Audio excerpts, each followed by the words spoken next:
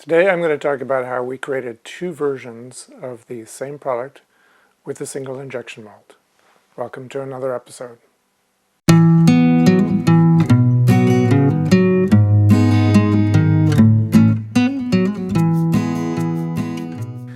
When we created this product and we're working with the injection molder, we knew that we were going to want to have two different variations of the same case. The back is actually a little bit different between the two variations. So what we wanted to do is to work with the injection molder up front to reduce the total cost of the injection mold so we wouldn't have to pay for a brand new set of injection molds. So in this episode, I'm going to walk you through the process of how we set that up and how we ensured we could use a single mold to be able to create both versions of the product. Some time ago, I think it was over a year ago, I did some videos on the design and the making of this throttle. And this one here looks almost identical. You know, there are some obvious differences, such as this has the lettering, the labels, etc. But of course, that's because this is actually a pre-production throttle, and this is also pre-production, but it's a different version. Now, one of the things that you may not have noticed, because I didn't mention it, but some eagle-eyed viewers may have noticed, is that the mold half for the back actually had two cavities. It had this one here, and then it had this one here. And the difference between them is that this has a battery door, which you can see there, but this one does not have a battery door. And the other difference is that there is an opening here for a standard RJ connector. So I will explain in a little bit why we have these two throttles, but the first thing I want to focus on is the approach that we took to these two different throttles to ensure that we basically did not have to pay much extra cost to be able to do both versions of the throttles. This photo shows the entire injection mold that was used to create the backs, both of them, as well as the front. And if you look closely, you'll be able to see that there is a boundary here, a boundary there, a boundary there, etc. The reason there's a boundary in these locations is because these are actually inserts. In other words, this is the main chunk of the mold, but these individual parts here were milled separately and then put into pockets that were the right size and then screwed into location. And these inserts allow you to change them in the future if we wanted to. For example, if we wanted to change this one so the one with the connector also had a battery in it, for example, then we could by simply replacing this insert. And that's all we would have to replace. Well, we'd have to replace this as well. This is a photo of some of the inserts that are in the process of being milled. You can see this is the insert for the front, and then we have the inserts for the two backs, the one with a battery door and the one without the battery door. And then right down here, this is the shutoff, that's what it's called, that keeps the plastic from flowing into where we have the RJ connector. Here you can see the mold back, I'm not sure what it's called, before they put the inserts into place. This has holes in it both to screw the inserts to this mold back, as well as holes for the various ejector pins. So this insert right here goes into this pocket, and then these two inserts go into these two pockets. And you can see that they're really close to each other. I think these two ejector pins, no, actually it looks like they're all pretty much the same between the two. So probably either one of these could go into either of these pockets, but of course it has to match up with the other side. Here's a view when the inside inserts, in other words the part that's creating the inside of the part that you don't see because it's shut.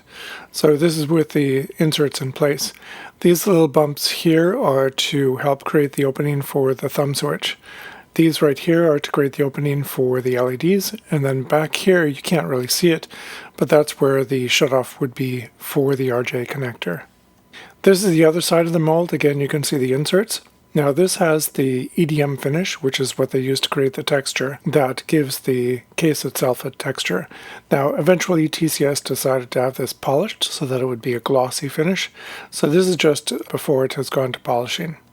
Here you can see the shutoff up there, and again you can see both molds half with the inserts in place.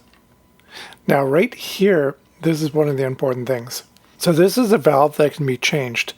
Right now the valve is set up so that the plastic will flow through here and then into this side of the mold. So as it's configured, it means this will make the back that has the RJ connector. So if you rotate this, I think 90 degrees clockwise in this view, then it'll cause the plastic to flow from here to there, and then you can make the version of the back that has the battery door. Here's another view. You can clearly see the shutoff for the RJ connector and a lot of the other details. And then here's the rotating valve, I don't know what they call it, which allows you to fill either this side or this side. I'm going to show you how I did this in Fusion 360. This is not the ideal workflow, but the reason it's set up this way is because we didn't have the idea of creating the second variation until fairly late in the process. So I already had this design in place. And if I were to redo this, what I would have done is create the version of the back without the battery opening as a separate file, and then import into here, basically insert derived, so that I could then add the battery door just to this version. That's not what I did, as I said. So what I had to do is go over here, and the first step is to insert derive, as you can see here, this file here. And then what I did is I brought in a couple more files. So I brought in the original circuit board that we have, along with the RJ connector. And then I positioned the RJ connector where we want it to be on the circuit board. At the time that we did this, we didn't have the circuit board designed for this variation. So I was just basically working with the other team member as to where we wanted it to be long before we even designed the circuit board. The next thing that I did is I started to delete features. So if you look here, the first two features are going to delete these two notches. So it just deleted the right one. Now it's going to delete the left one. And then it's going to delete this shelf here, the shelf on the other side eventually, etc. And then the end result is what you see here. Let me hide the circuit board. That has none of the remnants of the battery door, but it doesn't have this opening yet. So that was the next thing. So let me hide this. And you can see the first thing is I added a sketch to represent the opening, extruded that as a cut. And when I did this, I made sure that I had some draft on there on these sidewalls. And that's pretty much how we did it.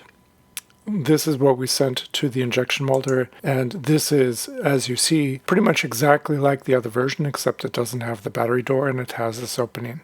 So then there's the question of why do we have two versions? And it turns out these are very different in terms of what they do.